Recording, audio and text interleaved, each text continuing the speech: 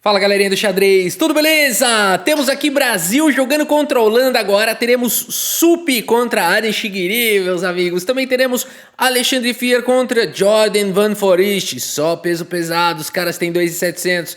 Também vamos olhar como é que vai ser o Quintiliano contra o Max Warmerdam. Vai você, não, calma, não, é o sobrenome dele, o Max Warmerdam. E aqui também teremos o Lucas Cardoso contra o grande mestre Benjamin Bock. Peso pesado pro Brasil agora. O Aren Shigiri é um dos melhores jogadores da atualidade e é um grande desafio, super grande mestre aqui. O Giri tem 2 torres na 7ª contra o Sup, que tá fazendo uma boa resistência na partida. A gente vê que tá buscando o equilíbrio. Existe uma igualdade material aqui. Vemos 5 peões para as negras, vemos 5 peões para as brancas, bispos de casas escuras para cada jogador, 2 torres para cada jogador. Sup tem um peão passado aqui na ala da dama, o que pode ser um perigo, ele quer marchar para o sucesso. No entanto, não é fácil combater o ataque das 2 torres na 7ª. Dizem alguns livros que 2 torres na 7ª ganham a partida. Nada fácil para o Sup encontrar agora os lances. Giri segue com o lance E4 nessa posição. E aqui, meus amigos, por incrível que pareça, tem recurso segundo máquinas, mas não é bem assim, né? As brancas estão melhores, mas segundo as máquinas, a melhor chance aqui das pretas é um lance muito difícil de encontrar, que é o lance torre C8. Não faz muito sentido esse lance, tudo bem, quer trocar um pouco, quer desmantelar essas 2 torres na 7ª, mas a continuação não é tão fácil, porque as brancas vão tomar o peão aqui em C7, e aqui, depois das trocas, pode ser que siga com o bispo atacado, bispo D4 pressionando o peão, e aqui depois de, por exemplo, torrinha 7, teria que achar o único lance que não é bispo toma, como é difícil o xadrez, teria que achar esse lance indo para cima do peão central. E aqui, por exemplo, depois de torre por E5, por A5, torre por E4, e o Sup poderia tentar agonizar no empate aqui, com lutar por empate com um peão a menos, né? Um final com um peão a menos. Então, muito difícil aqui encontrar toda essa sequência, e não é que aqui salvou já, ainda teria que lutar por mais 40, 50 lances contra um super jogador como o Giri, né? Mas o Sup aqui já está com o tempo bastante ruim, bastante prejudicado, segue com o lance torre 8 e o Giri segue com o melhor lance da posição. Nada de tomar peão, afinal de contas o Sup veio para o contrajogo. O melhor lance da posição pelo super grande mestre, torre de F em D7. E agora é o seguinte, a torre não pode mais largar a fileira do fundo porque essa torre ficou distante do rei e agora existe sequência de checkmate, né? Teria que voltar a torre e vai levar checkmate. Por isso, 2 torres na 7ª deixaram o Sup amarrado na defesa. G5 foi jogado, bispo D6. Talvez toma aqui também pudesse ser considerado. O Giri preferiu jogar com bispo D6.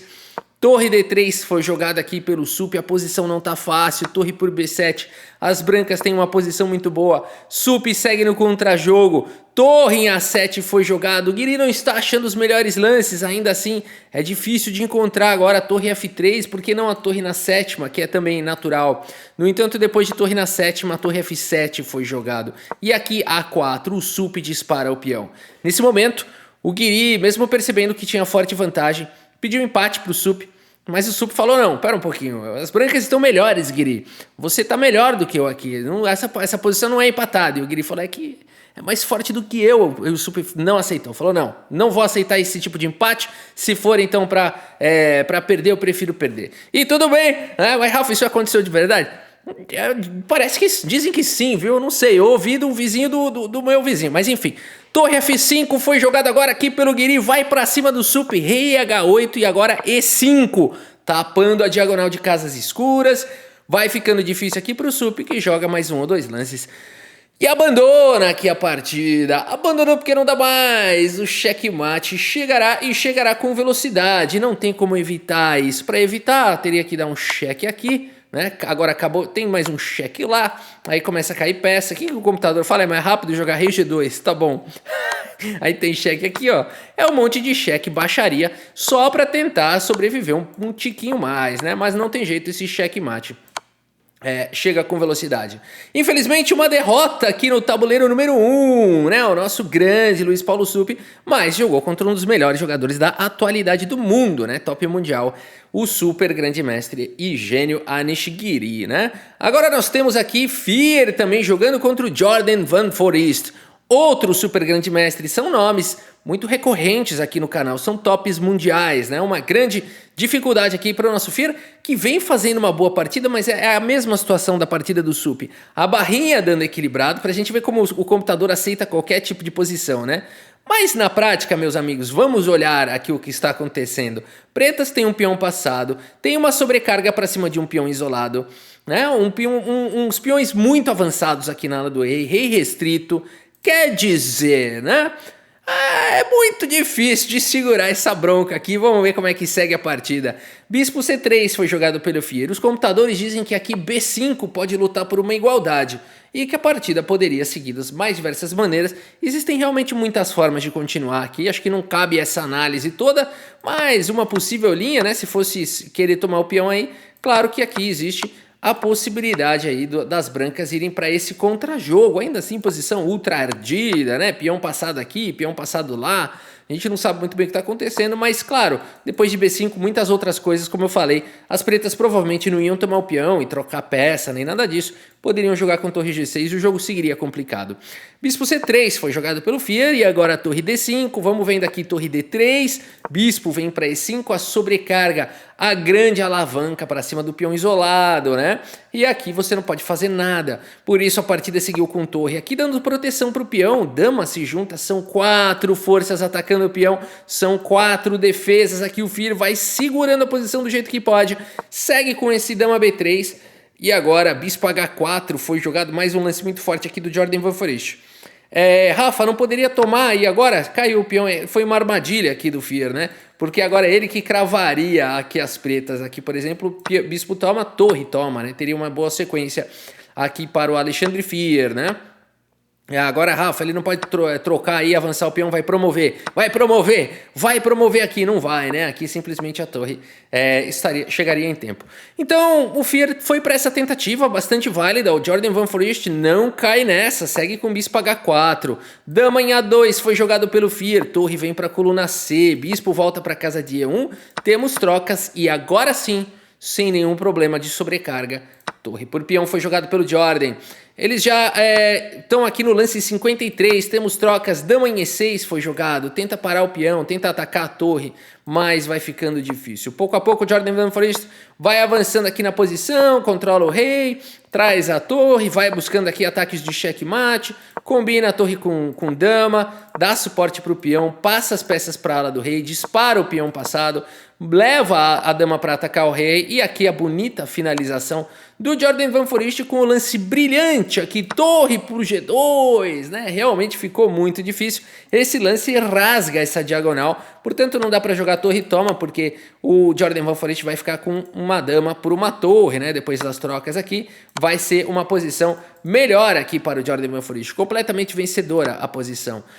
Por isso, dama em E4, cheque foi jogado, Fear ainda tenta alguma coisa, aqui a dama volta, e agora depois de dama toma, e aqui, claro, torre toma, o Alexandre Fear abandona aqui a partida, abandona porque não dá mais, aqui o Fear vai ter que acabar jogando esse lance aqui, né, para ir para cima do peão do Jordan Van Foreest, o Foreest vai defender o peão, e por mais que o Fear consiga trazer o rei, né, e esse peão caia, o rei do Jordan Van Foreest vai fazer toda a diferença, né? E aqui realmente a gente já tem um final vencedor. Por mais que o rei tente ir para cima daqueles peões, não dá tempo, né? G4, por exemplo, simplesmente F3 disparando o peão. Ah, mas eu vou lá para cima daqueles peões. É um sonho muito distante, né? Não tem como. Por isso, bela vitória aqui do Jordan Van Foreest e realmente o time da Holanda é um time pesado, né? Com certeza, uma altíssima precisão do Jordan, o Alexandre Fear segurou até aonde dava, né? E aqui temos o Max Warmerdam contra o Quinte, que está fazendo um torneio sensacional, né? Ele realmente está sendo aí o grande destaque nas Olimpíadas, no time do Brasil. Peão do rei, peão siciliana foi jogada aqui pelo Quinte, D4 abrindo a siciliana, Temos as trocas, cavalo em F6, cavalo C3 e o quinte vai para Najdorf, aqui para cima do super grande Mac. Quase super, né? Quase 2.700 o max.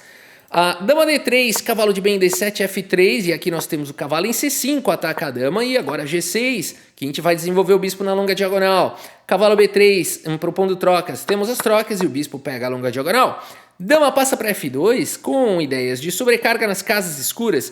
Aqui o quinte segue simplesmente rocando, o bispo vem para E3, bispo E6 e aqui bispo D4 de fato combatendo as casas escuras. Quinte traz peso na coluna C. Segue, agora os bispos se encaram, F4 foi jogado, temos as trocas e dama B6, simplificando um pouco aqui a posição. E seguimos com o lance torre A5, F5 foi jogado, não permitindo que o Max ganhe espaço, E5 jogado de qualquer maneira, mas agora a torre vem para o jogo. Peão toma, torre toma. Seguimos com o lance bispo em F3, um bispo numa poderosa diagonal. Torre faz a proteção e agora a torre E5, cavalo vem para D7, ataca a torre volta, o cavalo passa para F6, rei F2 foi jogado, B5 controla os saltos do cavalo, controla espaço na ala da dama, torre de H em 1 traz peso na coluna E, o rei entra para fazer a proteção e agora G3 foi jogado, bispo C8, o bispo ganha atividade. A partida segue com o cavalo em A2, A5 controla um pouco mais o salto do cavalo. Cavalo vem para C1 e agora B4. Temos o lance C4, peão toma, en passant, peão toma e aqui bispo B7. Muito boa leitura aqui do quinte. A torre está aqui protegendo o peão, então por mais que seja tentador você capturar o peão de C3, você vai acabar com aquela situação da torre na sétima e tudo mais, que a gente já sabe que é difícil. O computador fala, não, pode tomar, a barrinha nem mexe, pode tomar, vai de boa. Deixa a torre entrar na sétima horizontal e fica tranquilo, e relaxa, né? Mas entre seres humanos não dá, né? Então, por isso, o bispo B7 foi jogado, o bispo toma, torre toma, e aqui C4 segue o jogo. Cavalo cheque foi jogado, cavalo vem para C5, quinte ganha a iniciativa. Torre A2 vai para o contra-jogo, temos uma série de trocas, cai o peão de A5 vai cair daqui a pouco. A4 foi jogado, mas aqui, meus amigos, o Max vai para o único lance da posição. Único lance, que é o lance torre A5. Rafa, mas que único? Não dá para tomar aí? O problema é que não, né? Aqui depois de torre D2, por exemplo, rei H3, duas torres na sétima. Quem teria duas torres na sétima seria o Brasil aqui, ainda com ameaça de mate, né? Então aqui realmente ficaria muito ruim. Rei F1 aqui. Todo tipo de ameaça está existindo, vai perder uma torre provavelmente aqui, né? Por isso, a partida seguiu com torre A5 no limite, hein? No limite do limite. Essa torre continua protegendo a sétima horizontal. Torre C3 foi jogado, agora sim torre de 5 por A4, torre D4 vai para cima do peão, torre vem para a coluna E, cai o peão de C, e aqui a gente tem esse final onde o quinte tem um peão a mais. No entanto, esse final é conhecido como um final onde o detentor do peão a mais, nesse caso, não consegue forçar uma vitória, apesar de que xadrez tem que ser jogado, né?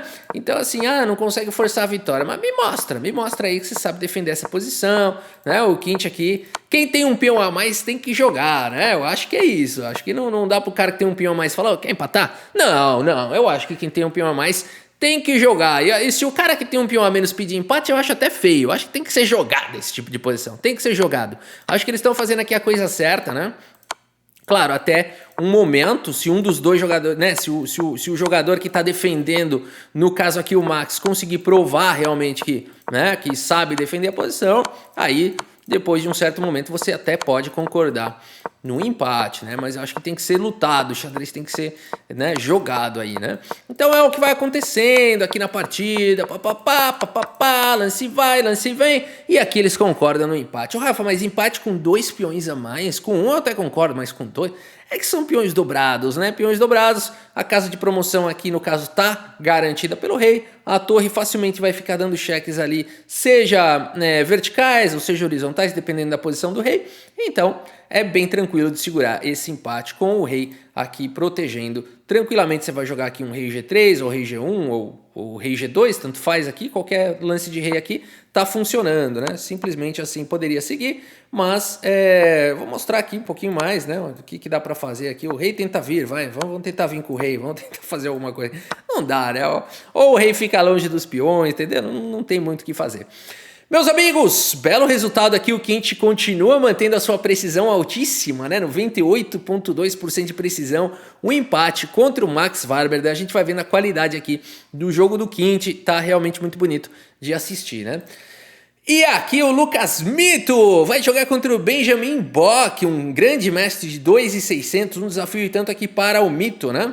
E a gente tem uma abertura aqui, é uma das mais agressivas do xadrez. Eu amo jogar isso daqui de brancas. A gente tem uma siciliana, a gente vai cair numa Najdorf, igual a partida anterior, só que agora é o Brasil de brancas, bispo G5, como eu amo isso daqui. Isso aqui quem jogava era o Mikhail Tal. É uma variante muito agressiva, com F4 e Dama F3. Isso aqui eu já joguei sem brincadeira, acho que mais de 100 vezes já. De tanto que eu gosto dessa variante. Só que eu jogo um pouquinho diferente do Mito aqui. Depois de B5 aqui que foi jogado, o Mito segue com o lance E5. Eu gosto muito de uma variante com bispo D3 aqui, torre de H1 e em algumas linhas eu até sacrifico o cavalo aqui em D5. Já estudei muito isso para jogar e tenho muitas partidas com essas linhas. Não é melhor nem pior do que o que o Mito vai jogar aqui. O Mito vai jogar E5 diretamente. O próprio Mikhail Tal jogava muitas vezes esse lance, né? Que ataca o cavalo, que abre um ataque para cima da torre. Claro que dá para defender, a gente vai ver como é que vai continuar a partida, mas essa linha também é muito legal. Por exemplo, aqui com torre de H1, bispo em E7 e o imediato cavalo D5, né? Notem que a barrinha ela dá uma mexida, mas se a gente puser numa profundidade, se deixar numa profundidade maior, olha lá, a barrinha começa a gostar, né? Ah, mas aqui, Rafa, tá dando um ponto de vantagem para as negras. Na verdade, não, e pelo preço de uma peça, pra vocês sentirem como é que é difícil jogar isso daqui, né? Então, vai para variantes ultra ardidas, e se as pretas não conhecerem aqui, as pretas vão perder. De fato, na maioria das partidas que eu jogo isso, eu acabo vencendo. Claro que eu estudei muito com Stockfish e conheço profundamente essa linha. Acho que eu já fiz até vários vídeos das minhas partidas nessas linhas, né? Tem sacrifício de torre, tem checkmate, tem sacrifício de dama. Coisas maravilhosas podem existir a partir daqui. O Mito preferiu jogar com E5 e vai para uma variante maravilhosa também, incrível. Na verdade, eu não conhecia exatamente assim a linha que o Mito vai jogar. Com dama em H3, o melhor lance da posição, jogado ao toque. A gente vê que o Mito de fato preparou aqui. Ele vai para uma linha a la Mikhail Tal aqui, gostei muito, porque depois de peão por E5, meus amigos, cavalo por E6, jogado aqui pelo Mito, sacrificando peça. Gostei muito dessa linha. Agora tem que tomar esse cavalo aí, tem que tomar. Por isso o peão foi jogado, dama toma cheque, bispo cobre, bispo por F6, capturando uma peça. E aqui você não pode capturar de cavalo. Olha que linha perigosa. Se você capturar de cavalo, que é bem natural, tá vindo o bispo com um sacrifício aqui, ó, mais um sacrifício. Ah, Rafa, mas essa linha não existe. Vai ser jogada, inclusive, um sacrifício desse. Tem mais uns 2, 3 sacrifícios aqui pra vocês verem, tá? Que vai ser jogado aqui pelo Mito. E aqui cavalo D6 vai pra uma linha muito forte. Por exemplo, o cavalo toma e esse lance vem com cheque duplo. Aqui, realmente, as brancas já estão muito, muito, muito melhores, né? Então a linha é perigosa demais. Por isso o Benjamin Bock segue com o melhor lance da posição, o único, na verdade. Peão toma e notem que ninguém gastou tempo aqui. Então o Benjamin também está no seu preparo. Mito segue com lance brilhante, bispo por peão, sacrificando mais uma peça. Que linha ardida. A dama tá atacada, vem para casa de C6. Cavalo vem para casa de D6 com cheque. Rei D8, temos as trocas em B7 e torre por cavalo aqui. O que é isso, cara? O Mito tá sacrificando tudo nessa partida. E assim, o interessante é que ninguém gastou nada pra... Eles conhecem, né? Então isso daqui é teórico. Mas o difícil aqui dessa linha, o bastante interessante, é que agora o Mito ganhou a dama. Então aqui nós temos essas trocas e a gente vai para essa situação. Uma dama contra 2 torres e um bispo. Rafa, as 2 torres e um bispo são muito melhores do que a dama. Mas rei exposto, neste caso os 2 reis estão expostos, mas o grande X da questão é: poderão esses 3 peões passados e conectados fazerem valer a desigualdade material que existe nesse momento? E não existe resposta para isso. Na verdade, é disso que se trata essa variante, né? Essa história que está sendo contada, essa tese que está sendo defendida por cada um dos 2 aqui, né? Então, essa que é a beleza dessa variante. Vamos ver como segue, então. E por F4 foi jogado o melhor lance da posição. E aqui B4, o Mito vai para essa provocação aqui com esse lance, né? Você fala o seguinte, aqui é só tomar o peão. Na verdade, não. Tem que tomar cuidado com o rei exposto e os duplos de dama, né? Apesar de que o computador fala que tudo bem aqui, ó, tá equilibrado ainda. Cara, computador, como eu falo, aceita qualquer coisa, né? Qualquer lance. Aqui ele fala, tá zero. Se tomar e perder o bispo, continua igual, né? Ok. A partida segue com torre E8. E agora B5, o mito dispara os peões. Os computadores preferem uma abordagem um pouco mais sólida, talvez com o lance C3, ou até mesmo com C4, ou até mesmo A4. Na verdade, são os três lances que Engine propõe, né? A4. Eu acho que aqui cabe o mito ir um pouco mais além no preparo dele, né? Porque realmente tem muita coisa interessante acontecendo aqui nessa posição. E talvez A4 fosse mais ardido numa linha onde os dois peões meio que estão caindo, mas nenhum pode ser capturado, né? Que loucura! E sempre por conta dos cheques de dama, né? Então, aqui, por exemplo, poderia seguir dessa maneira, já com uma posição um pouco melhor aqui para as brancas. Então, realmente, ou A4 ou C4, B5 os computadores não gostam, acho que cabe uma melhoria aqui no preparo do Lucas Mito. E agora, por incrível que pareça, por conta de um lance, ficou difícil, porque o Benjamin Bock achou o melhor lance da posição, que é a torre A7. A partida segue com C4, mas agora a torre D7. As peças vão conseguindo se coordenar. E aqui o Benjamin Bock vai para uma ideia muito interessante. Ele vem para esse lance genial aqui, torre D2 com cheque, tentando levar o rei para uma casa escura, aonde vai ser sujeito a esse ataque descoberto, né? E aqui, vitória para as pretas. Por isso o Mito segue agora com um lance dramático, rei B1. Aqui você pode jogar rei B3, mas provavelmente o Mito estava com receio dessa linha de torre B2 com cheque. E você não pode mais vir para uma casa... A única casa clara que sobrou é A4. Você não consegue mais defender esse peão e você vai perder um dos grandes trunfos da posição, que são esses três peões passados e conectados. Ainda assim seria talvez a melhor linha e você teria que ficar tentando colocar o rei numa casa clara. As pretas já poderiam empatar, mas talvez elas se sentissem mais ambiciosas até e tentassem uma outra abordagem com esse forte ataque. E dá para escapar disso? Segundo as máquinas dá, mas é bem difícil, né? Teria que aqui ficar tentando encontrar algum cheque perpétuo, alguma coisa do tipo, né? Vamos passar aqui mais alguns lances da análise que eu fiz, mas de fato teria essa possibilidade aqui de tentar o cheque perpétuo. Ou seja, ainda tem uma saída aqui para o Mito, que é rei B3, né? Mas ao jogar rei B1, agora se foi. Porque agora as ameaças aqui de checkmate são muito grandes. Mas claro que vendo a posição, esse rei exposto, dá a impressão que vai dar para dar pelo menos um perpétuo aqui. Mas bispo D6 foi jogado e esse lance corta a dama de qualquer possibilidade de cheque perpétuo. Por exemplo, H5, é que ninguém vai jogar um H5, mas aqui já tem empate, né? Você consegue ficar dando cheque até amanhã. Dama C6, rei D8, vai dar cheque até amanhã. Então, meus amigos, bispo D6 aqui, ó, muito bem jogado, né? Cortando a dama, deixando o peão de F6, mas agora fugindo de qualquer possibilidade de perpétuo. O rei já passa a controlar, junto com o bispo, o avanço dos peões. Vai ficando difícil para o Mito, que agora teve que escapar do checkmate, que estava sendo ameaçado. Por isso, torre por G2 foi jogado, renovando a ameaça do mate. Mito segue com rei D1, mas agora torre G1 com cheque, torre em E2 com cheque, torre em E3 com cheque. De fato, os computadores já dão mate em 12 aqui. Você tá vendo mate em 12? Olha, eu vou falar um negócio pra você. Se você bater o olho nessa posição e ainda não tá vendo mate em 12, talvez o xadrez não seja pra você. Brincadeira, viu, pessoal? Eu falo isso, tem gente que se assusta, né? Tem gente que até chora quando eu falo isso. Claro que não, ninguém tá vendo mate em 12 aqui, fica tranquilo. Aqui, rei C2 foi jogado e agora torre G2 com cheque. Rei D1. Torre D3 cheque, rei E1, F3 dispara o peão. Cara, tá difícil. O Mito vai tentando, dá mais um cheque aqui, dá outro cheque lá, cheque com o dedo na cara. Mas depois de rei por B5, A4, último cheque de honra. Cheque tem cheque. Mas depois de rei A5, acabou o cheque. A famosa finalização de Juscelino, né? Você gostaria de dar um cheque aqui, essa torre não deixa. Você gostaria de dar um cheque aqui, a torre não deixa.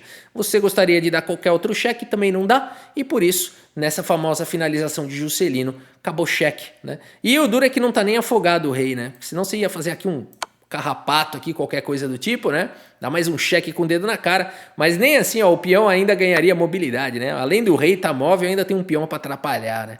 Não, não fala assim de mim, tá bom. Mas aqui é o seguinte, meus amigos, vitória aqui do Benjamin Bock, né, que fez uma partida impecável aqui, gostei da abertura do mito, vou tentar jogar também, eu jogo uma outra variante que eu acabei estudando mais, mas eu gostei muito dessa do mito aí também, e não foi por causa da abertura que ele perdeu, né, na verdade a abertura foi muito bem feita, foi sensacional, mas tinha que ter a continuidade com ou A4 ou C4, nada fácil, mas é assim o xadrez. Depois dessa partida, certamente o mito vai melhorar essa linha e ter melhor desempenho nessa variante. Meus amigos, Brasil continua bem aqui no ranking, vamos dar uma olhada, né? Aqui como é que tá o ranking, o Brasil no ranking, olha só, por enquanto Índia na primeira colocação, líder isolada, Estados Unidos ressurgindo, hein, das cinzas, segunda colocação, Uzbequistão na terceira, China, todo mundo aqui empatado, né, com 15 pontos, Uzbequistão firme demais, né, aliás foi ele que empatou com a Índia agora, não foi? Foi, empatou com a Índia aqui o match, contra o Uzbequistão, do Sindarov, Abdussatorov, Vakidov, o Samishin, Volk, enfim, tem um monte aqui de jogador, né? E o Volk eu não sei o nome dele, qual que é o nome dele? É o Volkidov, mas se ele é o Volkidov, qual que é o outro?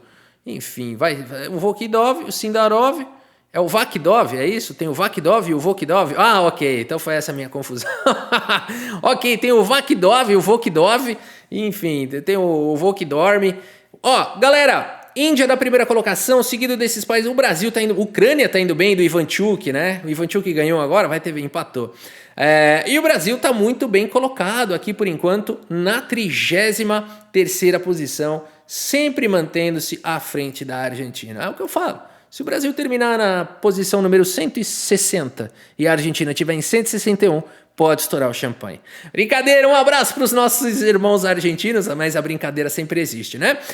Brasil indo muito bem, vamos torcer para o Brasil conseguir o top 30 nas Olimpíadas, quem sabe até o top 20, seria realmente aí um desempenho fantástico, vamos continuar torcendo para isso, espero que vocês tenham gostado aqui das partidas e do vídeo, muito obrigado pela sua audiência, um grande abraço para todos vocês e até a próxima, valeu!